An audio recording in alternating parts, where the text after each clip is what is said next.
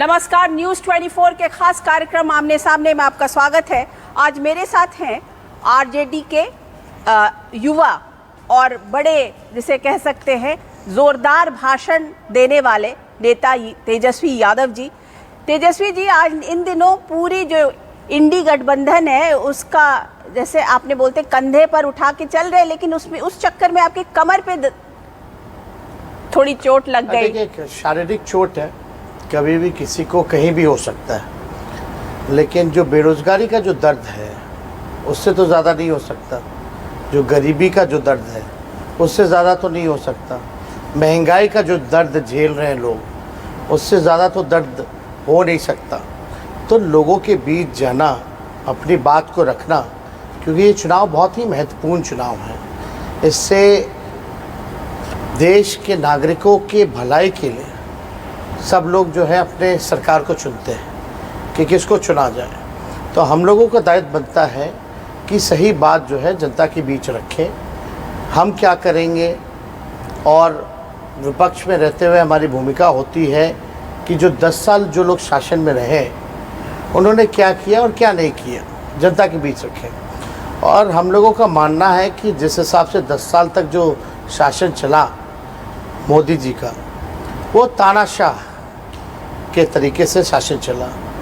जितने भी constitutional institutions थे सब जगह जो है हाईजैक किया गया, और एक लेवल प्लेइंग फील्ड जो होना चाहिए ऑपोजिशन के लिए या पक्ष के लिए, वो नहीं रहा। और साफ तौर पे भाजपा के नेताओं ने ये बात कही है कि संविधान को वो ख़त्म कर देंगे अगर 400 पार सीटें मिलेंगी जी। तो आज ये बात साबित हो गया, जो हिडन एजेंडा जो भाजपा का था, जो मोदी जी का था, वो सबके सामने सार्वजनिक हो गया है। तो इस समय महत्वपूर्ण है कि कमर की चोट ठीक है, लेकिन जो देश पर जो खतरा मंडरा रहा है संविधान ख़त्म करने का, लोकतंत्र को ख़त्म करने का, तो हम जैसे नेता तो ठीक है, लेकिन एक नागरिक होने के नाते भी हमारा दायित्व बनता है कि इन लोगों को हम लोग जवाब दें। आज आपके इंडी गठबंधन के एक नेता अरविंद केजरीवाल जी को भी एंट्रिम बेल मिली है चुनाव में प्रचार करने के लिए, उसे आप किस तरीके से देख रहे हैं? अ फिलिप टू द इंडी गठबंधन? देखिए, इनजस्टिस तो सारे ऑपोजिशन लीडर्स के साथ हो ही रहा, सिर्फ लीडर्स के साथ ही नहीं, जो लोग भी बीजेपी के खिलाफ हैं, चाहे किसी क्षेत्र के हों, सब लोगों को बीजेपी के खिलाफ बोलने का, सच्चाई दिखाने का, सच बोलने पर कार्रवाई की जाती है। तो ये तो आप कह सकते हैं कि पॉलिटिकल मोटिवेटेड, एक पॉलिटिकल वेंडेटा के थ्रू ये केस है, और सबों पर, मोस्ट ऑफ दम। और आप बात की जाए जहाँ तक अरविंद केजरीवाल जी की रिहाई पर, तो सुप्रीम कोर्ट जो उच्चतम न्यायालय का जो फैसला है सबको स्वीकार करना चाहिए, स्वागतपूर्ण फैसला है।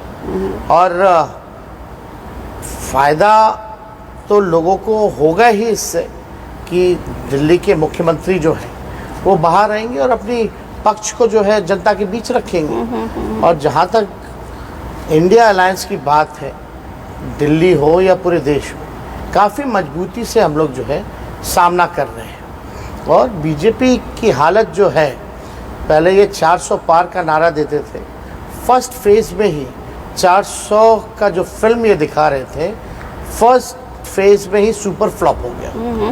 तो आपको क्या लग रहा है कि इन लोगों को कितनी सीट्स आएंगी और आप लोगों को कितनी सीट्स आएंगी? देखिए, सीट इतनी आएंगी हमारी कि हम सरकार बनाएंगे, उनकी इतनी सीट आएंगी कि वो सरकार से बाहर जाएंगे, ये तय है। और जनता ने मूड बना लिया है। 10 साल तक लोग ठगे हुए महसूस कर रहे हैं। मोदी जी जब भी भाषण देते हैं, भाइयों बहनों, हम आएंगे तो अच्छे दिन लाएंगे, 2 करोड़ नौकरी देंगे, 15 लाख खाते में आएंगे, काला धन लाएंगे, किसानों का आय दुगना कर देंगे, कच्चा मकान को पक्का मकान बना देंगे, देश की आर्थिक व्यवस्था को बेहतर बनाएंगे। कहीं भी एक भी प्रॉमिसेस, या आप बिहार की है, कौन सा चीनी मिल चालू हो गया बता दीजिए।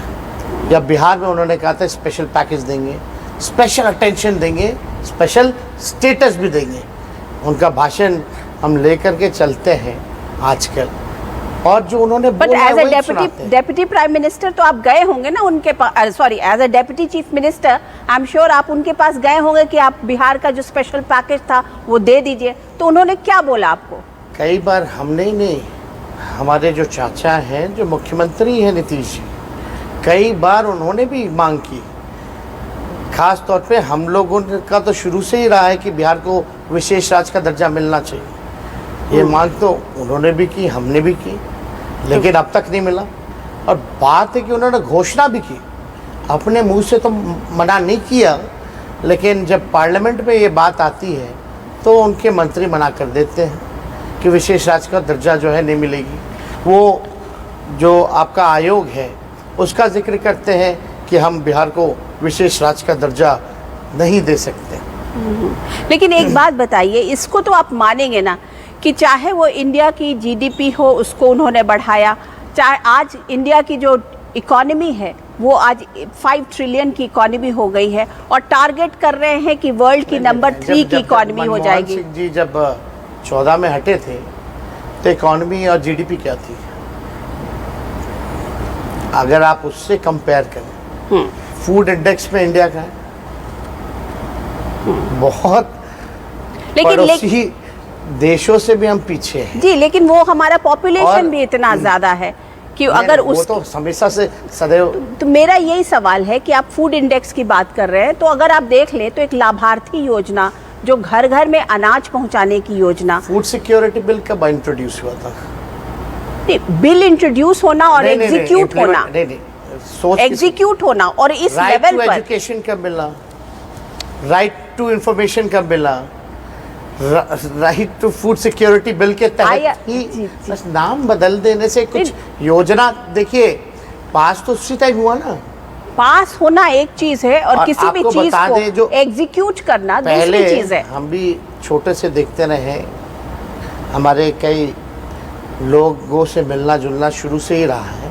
पहले बिहार में किरासन तेल भी मिलता था, चीनी भी मिलता था, अनाज भी मिलता था। आप तो बिहार की है, बताइए किरासन तेल मिलता था कि नहीं मिलता था? पहले अनाज मिलता था कि नहीं मिलता था? चीनी मिलता था कि नहीं मिलता था? सब तो मिलता ही था। लेकिन अगर प्रधानमंत्री कहते हैं हमने गरीबी खत्म की, तो आप 80 करोड़ लोगों को अनाज क्यों बांट रहे हो? ये सवाल बनता है कि नहीं बनता? अगर आप कह रहे हैं जीडीपी इकोनॉमी बूम कर रही है, तो आप 80 करोड़ लोगों को अनाज क्यों बांट रहे हैं फिर? ये तो सवाल खड़ा होता है। देखिए, प्राइम मिनिस्टर जी का कैलकुलेशन चाहे जीडीपी को लेकर के हो, इकोनॉमी को लेकर के, वो अलग ही थ्योरी, अपना अलग फॉर्मूला वो लगाते रहते हैं। लेकिन सच्चाई ये है कि देश में बेरोजगारी बढ़ी है, देश में महंगाई बढ़ी है, देश में गरीबी बढ़ी है। ये जो है असल मुद्दे हैं। और प्रधानमंत्री जी 14 से पहले इन्हीं मुद्दों को लेकर के कांग्रेस को कोसते थे। गैस सिलेंडर की बात करते हैं तो पहले 400 में वो कहते थे भैया वोट देने जाना तो नमस्कार करके जाना।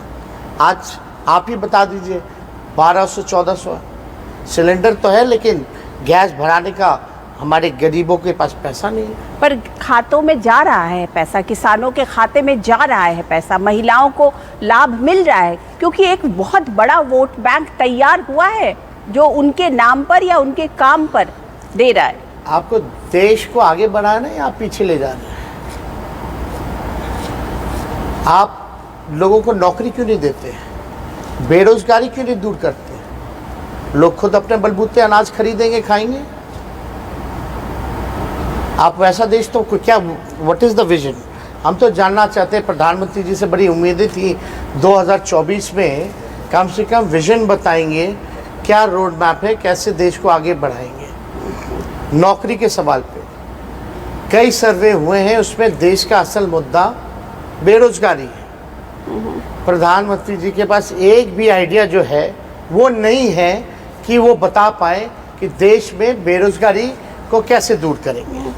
और ये देखिए, ये रिकॉर्डर जो है हम लेकर के चलते हैं, इसमें प्रधानमंत्री जी की बोली हुई सारी बातें आप चाहेंगे तो हम चला देंगे, लेकिन आपके जहन में भी वो बातें हैं और जो इस रिकॉर्डर में है, देश के हर एक नागरिक प्रधानमंत्री का झूठ पता है कि उन्होंने क्या क्या झूठे वादे किए। लेकिन बात बताइए तेजस्वी जी कि जब आप लोगों के पास जा रहे हैं और आप लोगों को कन्विंस करने की कोशिश कर रहे हैं कि हम लोग जो बोल रहे हैं वो सही बात है, वो सच्ची बात है, तो क्या आपको लगता है कि लोग कन्विंस हो रहे हैं? अगर यही बात थी तो आपके चाचा क्यों आपको छोड़ के चले गए?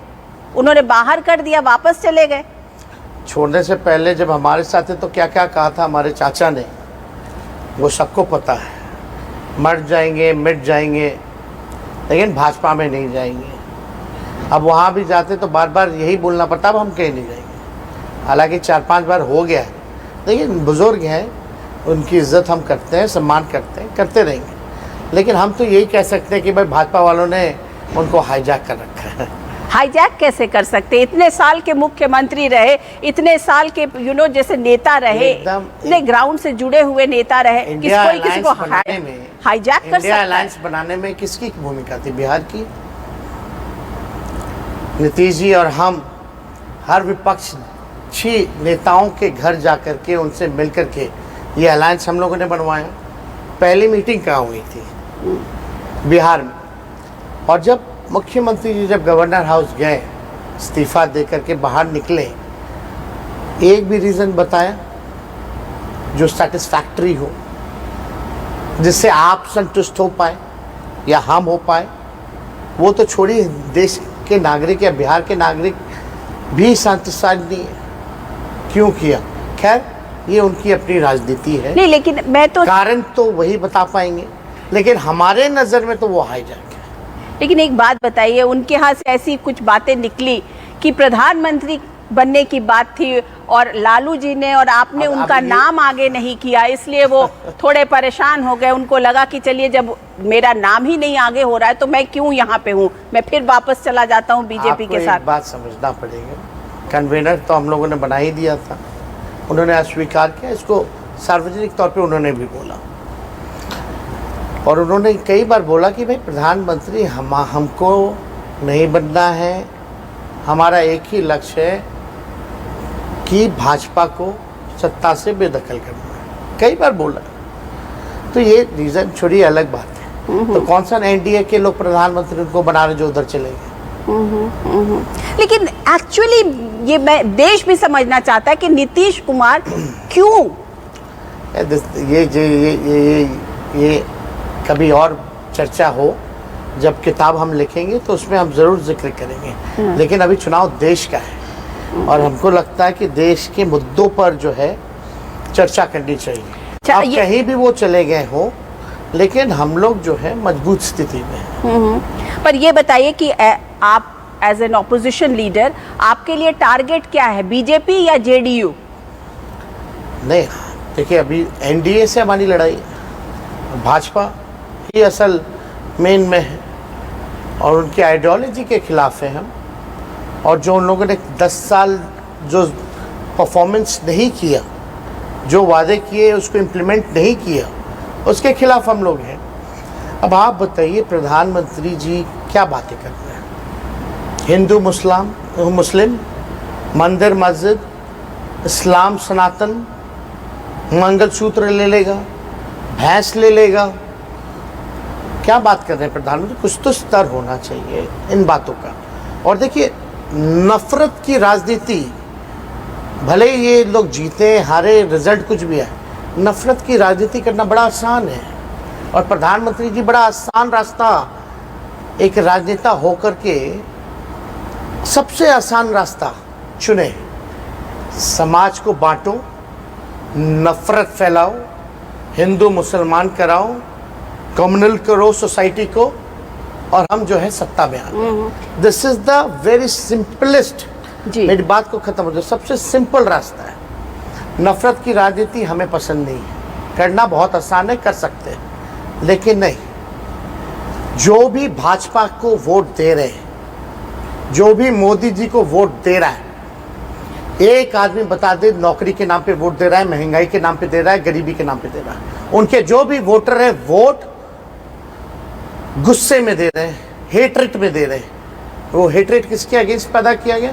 मुसलमानों के अगेंस्ट पैदा किया गया। नफरत पर वोट दे रहे हैं, तो काम आप पर भी वोट तो नहीं दे रहे। यही राजनीति कर रहे हैं ना। आप भी जब मुसलमानों की बात कर रहे हैं, लालू जी ने बोला अभी थोड़े दिन पहले की बात कि मुसलमानों के लिए आरक्षण देना चाहिए।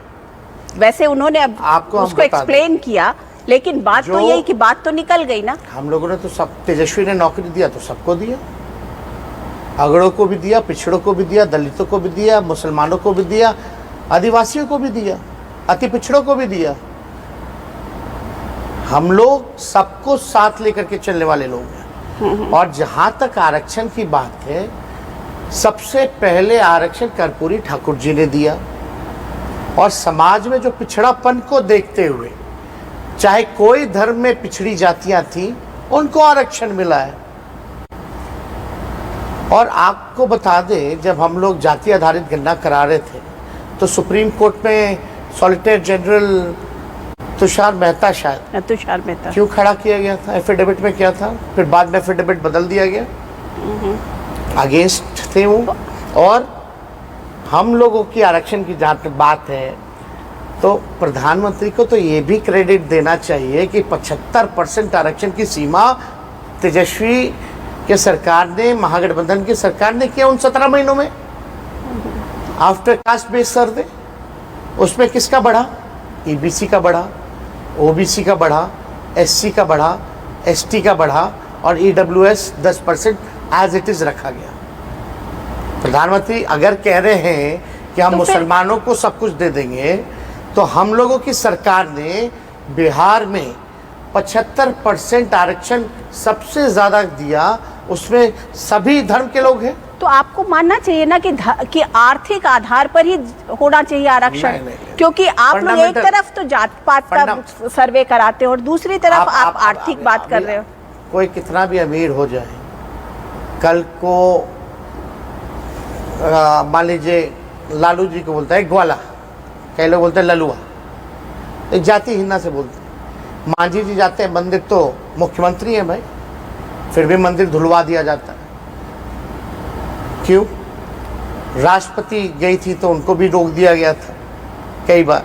इससे पहले गोविंद जी भी थे, वो भी जगन्नाथ मंदिर जो है उनको घुसने नहीं दिया गया। तो ये समाज में आर्थिक मदद तो लोगों को करना ही चाहिए जो गरीब है, लेकिन जो शोषण जिनका हुआ सामाजिक तौर पे जिन जातियों का, और वो आज भी भेदभाव है। अभी भी आप खबरें देखती होंगी कि घोड़े पे नहीं चढ़ सकता। क्यों नहीं चढ़ सकता दलित भाई? बारात क्यों नहीं ले जा सकता घोड़े पर? तो ये तो सोच है ना अभी भी। तो सिर्फ आर्थिक तौर पे बाबा साहब अम्बेडकर ने संविधान में आरक्षण नहीं दिया, जो भेदभाव, जो घृणा थी, उस हिसाब से लोगों ने। तो एक बात बताइए, अगर आप लोगों की सरकार आ गई तो क्या, अगर इंडी गवर्नमेंट की सरकार आ गई तो आप लोग इंसिस्ट करेंगे कि ये आरक्षण का जो दायरा है वो और बढ़े? पहले तो सबसे पहले तो जाति आधारित गणना होना चाहिए, कास्ट बेस्ड सर्वे होना चाहिए, उसके अनुपात में आरक्षण बढ़ना चाहिए। मोदी जी क्यों नहीं करा रहे?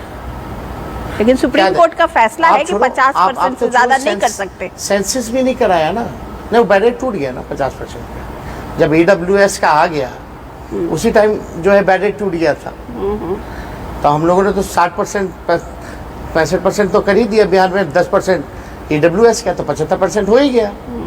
बैरियर तो ईडब्ल्यूएस का जो थे वीकर सेक्शन वाले, उसी टाइम टूट गया था। तो आप क्या, अगर आप लोगों की सरकार आती है तो पहला फैसला कैबिनेट का क्या यही माना जाए? हम लोग देखिए, पहला क्या होगा, दूसरा क्या होगा, ये जनता के हित में काम करेंगे।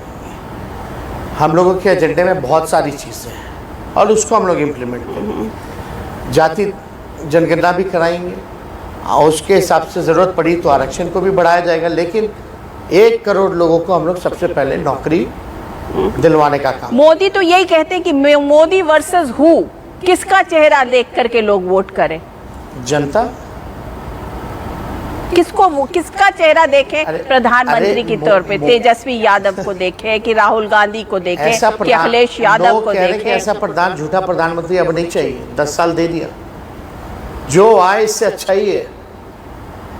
हमको झूठ बोलने वाला प्रधानमंत्री नहीं चाहिए, आपस में लड़वाने वाला प्रधानमंत्री हमको नहीं चाहिए, ड्रामेबाज प्रधानमंत्री हमको नहीं चाहिए, इवेंट मैनेजमेंट वाला प्रधानमंत्री हमको नहीं चाहिए, संविधान लोकतंत्र को ख़त्म करने वाला प्रधानमंत्री हमको नहीं चाहिए। हमको वैसा आदमी चाहिए जो काम करके दिखाए। तो अगर एनडीए की सरकार 4 जून को जीत जाती है और वो फिर से वापस सरकार में आ जाते हैं, तो आप फिर मानेंगे कि आपकी जितनी बातें थी उन सब बातों को लोगों ने नकार दिया? आप कह रहे हैं जैसे झूठा प्रधानमंत्री, या आप कह रहे हैं इवेंट मैनेजमेंट का प्रधानमंत्री, फिर लोगों ने नकार दिया ना आपकी सारी बातों को, लोग एक्सेप्ट नहीं करेंगे। 14 में या 19 में सीटें आई, लेकिन most of the voting percentage अगर आप देखें तो किसके खिलाफ?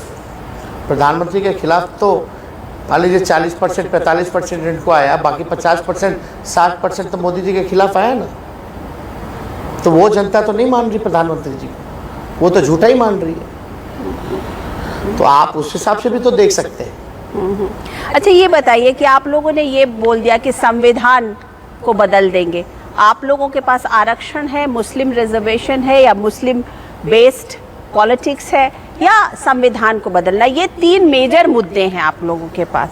आपकी बात कि हमें नौकरी देनी है, आपकी बात कि हमें गरीबी ख़त्म करना है, बेरोज़गारी ख़त्म करनी, उस बात को लोग कितना मान रहे हैं? आपको क्या लग रहा है? अब हम आपसे पूछे, आपको क्यों नहीं लगता कि संविधान खतरे में है, लोकतंत्र खतरे में? अगर हम आपसे पूछें कि आपको क्यों नहीं लगता कि संविधान और लोकतंत्र खतरे में? नहीं, ऐसा क्या है? आप अपनी बात रख रहे हैं, आप अपनी बात कह पा रहे हैं, लोग हैं, तभी तो साथ है ना। तभी तो प्रधानमंत्री जी को बिहार में रोड पे ले आए नौकरी के एजेंडे में। रोड शो कर रहे हैं प्रधानमंत्री, रोड शो करें, एयर शो करें। हम तो जॉब शो किए और जॉब शो करेंगे। हमने नौकरियां दी हैं, आगे भी देंगे, लोगों के लिए काम करेंगे। लेकिन आप देखिएगा, लोकतंत्र अगर हम बोलते हैं खतरे में है, तो इंदौर में क्या हुआ, खजुराहो में क्या हुआ, चंडीगढ़ में क्या हुआ, सूरत में क्या हुआ? मतलब आप जनता को ऑप्शन ही नहीं दिया जाए कि वो अपने पसंद का उम्मीदवार भी चुन सके। इससे खतरनाक डिज़ाइन क्या हो सकता है? इंदौर वाले क्या 3 दिन पहले 307 का मुकदमा हो गया, सूरत वाले शायद बिक गए होंगे, खजुराहो में नामांकन रद्द हो गया, चंडीगढ़ में तो सुप्रीम कोर्ट का ही फैसला आप भी देख सकती है। खैर, चंडीगढ़ में जो हुआ वो बिहार में 2020 में हो चुका था 10-12 सीटों पर। लेकिन आप देखिए, ये तो पूरी साजिश है। और जब हम बोलते हैं संविधान खत्म करने की, तो उससे पहले तो भाजपा के उम्मीदवार MP कई वीडियो हम लोगों ने शेयर की। वो कहते हैं हमको प्रेसिडेंट बहुमत दे दो, हम संविधान बदल देंगे। किसी भी नेता पे कार्रवाई हुई, किसी भी उम्मीदवार या MP पे कार्रवाई हुई जिन्होंने ये बात बोली? क्या आपको नहीं लगता कि उन्होंने अनंत हेगड़े को हटा दिया? वैसे और भी बताऊँ तो साउथ में और भी, बिहार में गया मैं, बैठ के दिए, बैठ के प्रेम कुमार बैठे हुए थे बगल में मंत्री। बिहार में भी दिया गया, राजस्थान में भी दिया गया, यूपी में दिया गया, जो उनके MP है। क्या कार्रवाई हुई? कोई कार्रवाई नहीं हुई। पर पीएम तो खुद बोल रहे हैं ना कि हम तो ये झूठ बात है कि संविधान को हम बदलना चाहते हैं। बाबा साहब अम्बेडकर, प्राइम मिनिस्टर का भाषण है। प्रधानमंत्री हम तो सबसे झूठे प्रधानमंत्री हैं। नहीं, हम तो झूठा ही बोल देंगे। नहीं, आप बोलेंगे, लेकिन उन्होंने बिल्कुल नकारा है इस बात को कि संविधान बदलने की कोई बात है। तो कार्रवाई करें। आपके दल में लोग बोल रहे हैं, चीख के बोल रहे हैं, चिल्ला के बोल रहे हैं। और कुछ दिन पहले तो अभी लाइव वीडियो गुजरात का आपने देखा होगा, भाजपा के नेता ने कैसे EVM को ही हाईजैक कर लिया, बूथ को ही ले गए, बूथ ही हाईजैक हो गया। फेसबुक पे, सोशल मीडिया पे लाइव आकर के लोग बूथ लूट रहे हैं। ये हालत हो गई है। तो क्या आप लोग इलेक्शन कमीशन को कंप्लेन कर रहे हैं? क्या इलेक्शन कमीशन आपकी बात नहीं सुन रहा है? कांग्रेस के लोगों ने किया ना इतना प्रधानमंत्री के खिलाफ, जो हेट्रेड का स्पीच दिया, कि एक कार्रवाई बता दे इलेक्शन कमीशन ने जो नोटिस प्रधानमंत्री जी को भेजा हो। कई स्पीचेस दिखा देंगे जो हेट्रेड पैदा करता है प्रधानमंत्री की। Not even a single action has been taken by the election commission. So do you think that election commission? I believe there is level playing field नहीं है. Somehow election commission is getting compromised, and why it is happening I don't know. You should be asking these questions to the election commission officers. उनसे सवाल पूछिए। आपको लगता है कि बहुत नहीं लगता कि है ही, मतलब कॉम्प्रोमाइज हो? आप इस चीज को बोल रहे हैं कैमरे पर लाइव कि इलेक्शन कमीशन जो है वो कॉम्प्रोमाइज्ड हो रहा है? सच को झूठ बोलने में हमको डर किस बात का है? लोगों को दिख रहा है। आपने बताइए जो प्रधानमंत्री जी ने मुसलमानों के बारे में जो बोला या कोई भी बात कही, वो क्या प्रधानमंत्री को बोलना चाहिए था? उससे समाज में हेट्रेड पैदा नहीं होता? धर्म की बात वो तो छोड़ो, मंदिर की भी। आप इलेक्शन कमीशन जिस दिन नोटिफिकेशन जारी हो रहा था, हम लोगों ने 1.5-2 घंटे का भाषण सुना इलेक्शन कमीशन का। एक चीज बता दीजिए जो उन लोगों के लिए इम्प्लीमेंट हो। नथिंग। खैर, लड़ाई है तो लड़ना है, चाहे लेवल प्लेइंग हो या ना हो। तो इस लड़ाई में अगर जब आपको तेजस्वी यादव को किसी से बात करना हो, किसी से सलाह लेनी हो, तो आप किस लीडर को फ़ोन करते हैं? राहुल गांधी को फ़ोन करते हैं कि अखिलेश यादव को फ़ोन करते हैं, भगवंत मान को फ़ोन करते हैं? ग्राउंड से फीडबैक आता है, जो हमारे वर्कर हैं, and we are in direct connect with people. हम लोग लोगों से भी मिलते रहते हैं, जुड़ाव रहता है, फीडबैक वहाँ से मिलता है, तो उस हिसाब से हम लोग जो है काम करते हैं। हाँ, कुछ करना है नेशनल लेवल पे तो सब कोऑर्डिनेट तो करती, बात बात करने में तो सबों से बात होती है। लेकिन तेजस्वी यादव आज की राजनीति को या 4 जून की राजनीति को किस तरीके से देख रहे हैं? How are you seeing the whole politics? Do you see it very polarised? Do you see that this politics is going to end and new kind of a politics is going to come? What will that be? देखिए, हम बहुत ही आश्वस्त हैं कि इस बार India की सरकार बनेगी, और इंडिया की सरकार बनेगी तो मुद्दे की बात होगी, मुद्दे की बात होगी। पढ़ाई, दवाई, कमाई, सिंचाई, महंगाई की बात होगी, बेरोजगारी ख़त्म करने की बात होगी, गरीबी ख़त्म करने की बात होगी। इन सारी चीज़ों पर, ताकि मेरा मानना जब तक गांव विकास नहीं करता तब तक देश विकास नहीं कर सकता। गांव को आगे बढ़ाना पड़ेगा, गांव के लोगों के लिए काम करना पड़ेगा, उस हिसाब से हम लोगों को काम करना है। तो अच्छी शिक्षा व्यवस्था हो, अच्छा स्वास्थ्य व्यवस्था हो, इन सब चीज़ों पे खास तौर पे हम लोगों को ध्यान देने की ज़रूरत है। एक बात बताइए, आपने लोकतंत्र खतरे में है इसकी बात की, ये बताइए कि तेजस्वी यादव को कौन सी इंस्टीट्यूशन पर विश्वास है आज की डेट में? कौन सा ऐसा इंस्टीट्यूशन है जिस पर आप विश्वास करते हैं कि हाँ, मुझे इस इंस्टीट्यूशन पर, इस संविधान पर, इस पर विश्वास है? बड़ी खुशी होती कि आज मैं इस समय बोल सकता कि मुझे चौथे स्तंभ पर विश्वास है, लेकिन नहीं कह सकते। क्या आप भी कह सकती हैं कि media is playing a fair role? See, media हमें बड़ा media will play its role if opposition leaders play the role, ना? We are playing a role, लेकिन आप जैसे बुरा ना लें, हमारे गठबंधन का नाम है इंडिया अलायंस। मोदी जी ने बोला इंडी, तो आप भी बोलती हैं इंडी। आप तो मोदी जी की बात कर रही हैं, तो आप लोग बोलेंगे ना कि आप खुद भी तो अब इंडिया अलायंस कहाँ बोल रहे हैं? आप खुद भी को इंडिया अलायंस क्यों नहीं बोलती हैं? आप इंडिया अलायंस को इंडी क्यों बोलती हैं? लेकिन आपके लोग बोल रहे हैं। बेसिकली प्रॉब्लम तो ये है तेजस्वी जी, देखिए किसी चीज को कारपेट के नीचे डालने से तो होगा नहीं ना। नहीं नहीं, हम कह रहे हैं कि लोग जानते हैं, हर मीडिया का सबको हम ब्लेम नहीं करते, but there are certain media groups, certain journalist, they only play the agenda of what Narendra bhai Modi wants to put. तो सोशल मीडिया पर भी तो आप लोगों का इसी तरीके से, आप लोग भी सोशल मीडिया पर बहुत हम एक्टिव लोग हैं। जो कर रहे हैं, बट कई जगह सर्वे हुआ है, रिपोर्ट भी आए हैं मीडियाज के ऊपर कि कौन कितना फेयर प्ले कर पा रहा है, उसमें भी बहुत नीचे गया है।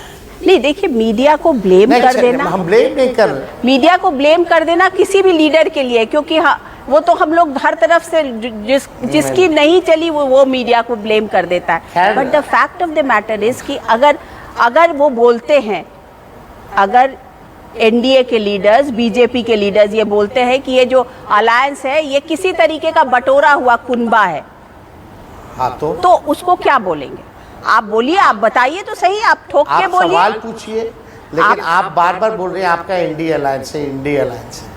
आप बोलिए आपका इंडिया अलायंस है, पीएम इंडिया अलायंस बोलते हैं, आपको इस पे क्या बोलना है? तो सवाल बता। खैर नहीं देखिए, हम लोग तो बोल लेंगे इंडिया अलायंस और इंडिया अलायंस और यही इंडिया हम अलायंस, चाहते हैं। लेकिन क्या आपके लोग, आपके वर्कर, आपका सोशल मीडिया टीम क्या बोलता है? एकदम बोलता है, एकदम बोलता है।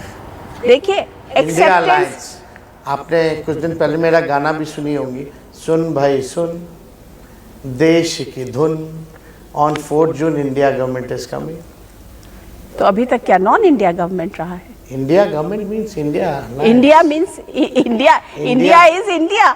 इंडिया तो इंडिया, हर गवर्नमेंट इंडिया का गवर्नमेंट होता है। We are India alliance. No, but हर government is India government, Indian government. Alliance में रखता है इंडिया है, तो India How can- India government is coming. India government is coming, okay. तो आप अपनी उस गवर्नमेंट में किस तरीके की भागीदारी देख रहे हैं, मुझे ये बता दीजिए। किस तरीके की, ये deputy prime minister, home minister, finance minister, what is that you allow?